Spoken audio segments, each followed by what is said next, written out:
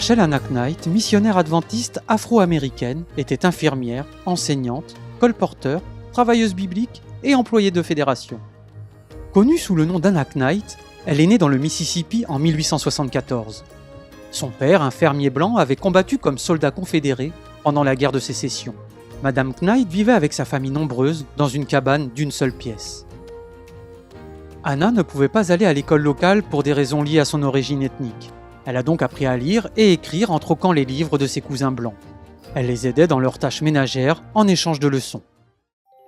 Un jour, un vendeur adventiste se rendit au domicile des Knight. Madame Knight se procura quelques leçons bibliques et passa les 6 mois suivants à les comparer soigneusement à la Bible.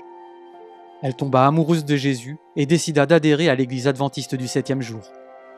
L'église la plus proche se trouvait à quelques 400 miles de là, mais Madame Knight était déterminée à s'y rendre.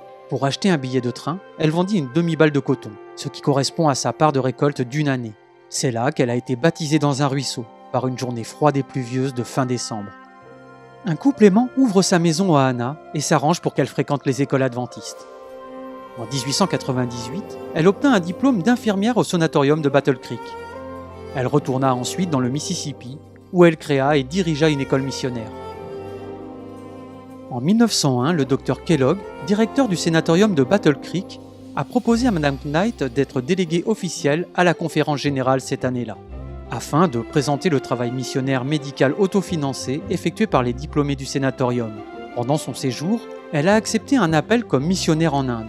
Elle devint la première femme noire missionnaire envoyée par l'église adventiste du 7e jour et la première à être envoyée en Inde. Madame Knight a d'abord travaillé comme infirmière en Inde, dans un sanatorium de Calcutta. Elle a ensuite été transférée à la station missionnaire de Karmatar. La station gérait une école, un petit orphelinat, un dispensaire et une imprimerie. Madame Knight y enseignait la Bible et l'anglais et s'occupait également de soins médicaux. Consciente que les habitants de la station souffraient d'un manque de légumes frais, elle apprend aux élèves à planter un jardin. Très vite, l'école a pu récolter une abondante moisson. Pendant les 6 années et demie qu'elle a passées en Inde, Madame Knight est également devenue colporteur et travailleuse biblique et a appris la langue hindi. Malheureusement, elle apprend que l'école qu'elle avait ouverte dans le Mississippi a brûlé, et elle retourne donc aux États-Unis pour aider à la remettre sur pied. Elle accepte ensuite un appel à Atlanta, en Géorgie, comme animatrice biblique et établir un travail missionnaire médical parmi les Afro-Américains du Sud. Elle assura en moyenne 500 cours bibliques par an, et beaucoup acceptèrent le message adventiste.